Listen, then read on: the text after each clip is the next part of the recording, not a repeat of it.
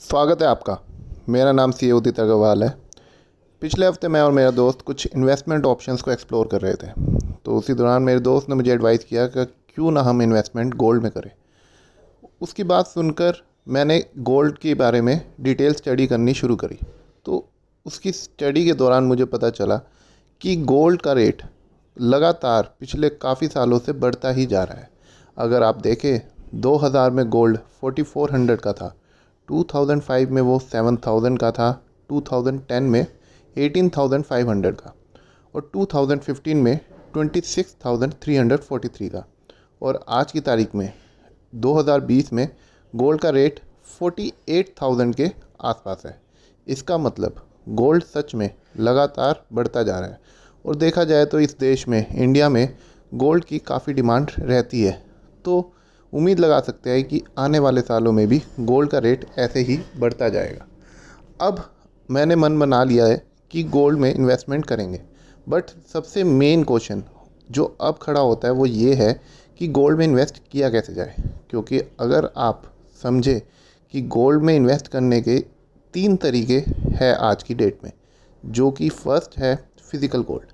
Physical gold मतलब जो भी गोल्ड आप ज्वेलरी शॉप से जाकर ख़रीद सकते हैं, चाहे उसके आप बैंगल्स ले, ज्वेलरी ले, नेकलेस ले, कुछ भी ले सकते हैं, वो हो गया आपका फ़िज़िकल गोल्ड।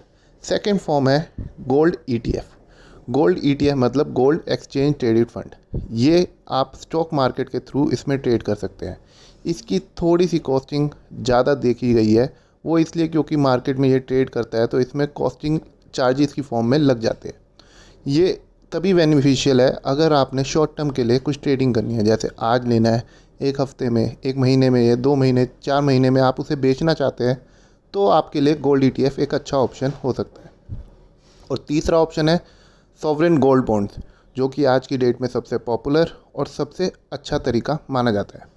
अब बात करते हैं हर एक पैरामीटर पे कि क्यों sovereign gold bond physical gold से बेटर है। First, safety. अगर हम सेफ्टी की बात करें, फ़िज़िकल गोल्ड को लेकर हमेशा आपके मन में एक दुविधा रहती है कि कहीं गोल्ड चोरी ना हो जाए, कहीं ये थोड़ा सा ख़राब ना हो जाए, या कहीं से टूट फूट ना जाए जिससे इसकी वैल्यू कम हो जाए। और दूसरी तरफ सॉवरेन गोल्ड बॉन्ड, जो कि गवर्नमेंट के इशूड बॉन्ड्स हैं, ये 100% सिक्योर्ड है, क्योंकि ये आप डीमैट फॉर्म में डायरेक्ट क्रेडिट हो जाते हैं और वहाँ ये सेफ़ रहते हैं। दूसरा, प्योरिटी। प्योरिटी की अगर हम बात करें तो गोल्ड सॉवरेन बॉन्ड्स गवर्नमेंट की तरफ से दिए गए सिक्योर्ड बॉन्ड हैं, जो कि डीमैट फॉर्म में है, और ये 100% प्योर है। दूसरी तरफ फ़िज़िकल गोल्ड में आपको हमेशा ये दुविधा रहेगी कि 22 कैरेट है, 24 कैरेट है। आप प्योरिटी का सर्टिफिकेट लेते हैं, उसके बाद भी कुछ सालों बाद जब आप बेचने जाते हैं तो पता चलता है वो उतना प्योर है ही नहीं जितना आपको कहा गया था। तो ये हमेशा आपको के दिमाग में प्रॉब्लम रहती है। अब तीसरी बात, टैक्सेबिलिटी की। टैक्सेबिलिटी में गोल्ड सॉवरेन बॉन्ड अगर आप 5 साल के लिए लेते हैं और मैच्योरिटी के बाद इसे बेचते हैं, तो आपको कुछ भी टैक्स देना नहीं पड़ेगा। मगर 3 साल और 5 साल के बीच में अगर बेचते हैं तो लॉन्ग टर्म कैपिटल गेन लगेगा। उसी तरीके से नॉर्मल फ़िज़िकल गोल्ड को अगर आप 3 साल के बाद बेचते हैं तो आपको लॉन्ग टर्म कैपिटल गेन देना पड़ेगा, और 5 साल के बाद भी लॉन्ग टर्म कैपिटल गेन देना पड़ेगा। इसका मतलब अगर आप सॉवरेन गोल्ड बॉन्ड को उसकी मैच्योरिटी के बाद बेचते हैं तो वो टैक्स फ्री हो जाता है, जो एक अपने आप में सबसे बड़ा बेनिफिट है। फिर चौथी और सबसे मेन कि इसकी रिटर्न्स क्या है।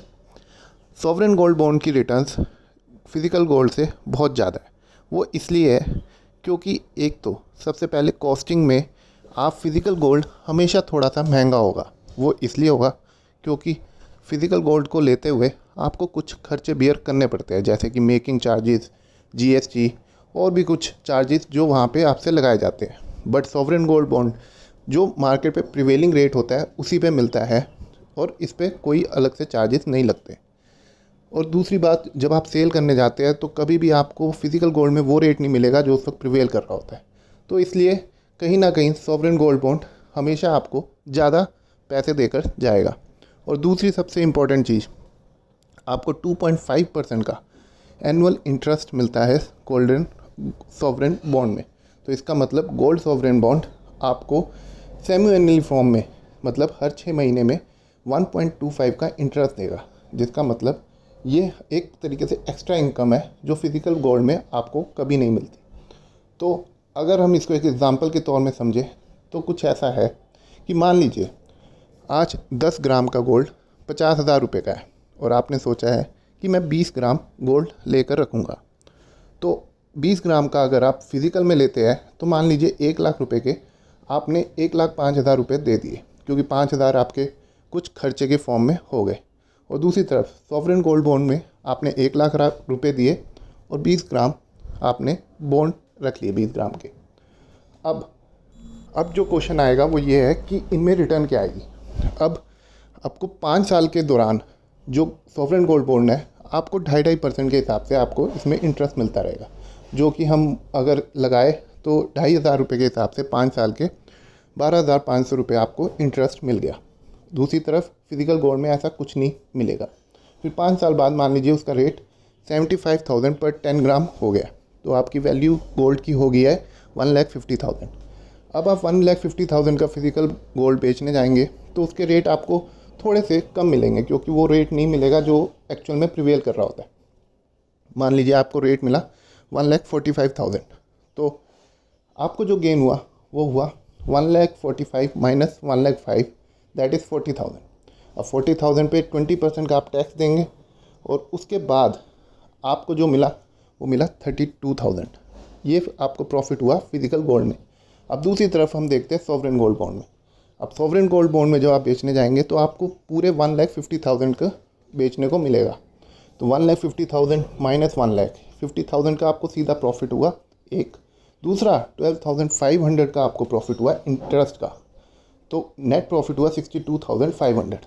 हाँ, अब इस पर टैक्सेबिलिटी 50,000 पे नहीं है, बट इंटरेस्ट अमाउंट पे टैक्सेबिलिटी है। तो इसका मतलब उसको हम मान लीजिए 30% के स्लैब के हिसाब से 30% कम कर लेते हैं। तो ये अराउंड आपको जो अमाउंट पड़ा वो हुआ आपका 58,000। तो 58,000 माइनस 32,000, इट मीन्स ये डिफरेंस लगभग 26,000 रुपये का है। तो गोल्ड सॉवरेन बॉन्ड में इन्वेस्ट करने से रिटर्न्स ज़्यादा मिलती है। तो हर लिहाज से अगर आप इन्वेस्ट करना चाहते हैं तो आपको सॉवरेन गोल्ड बॉन्ड में करना चाहिए। अब सॉवरेन गोल्ड में इन्वेस्ट करने की कुछ कंडीशन भी है जो मैं आपको बताना चाहता हूँ।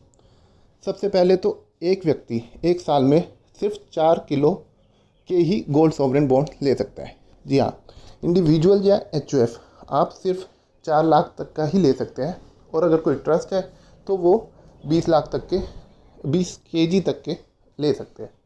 अब दूसरी चीज़, आप जब भी जाए आप सिर्फ ये ऑथोराइज्ड एजेंट्स के थ्रू ही ले सकते हैं।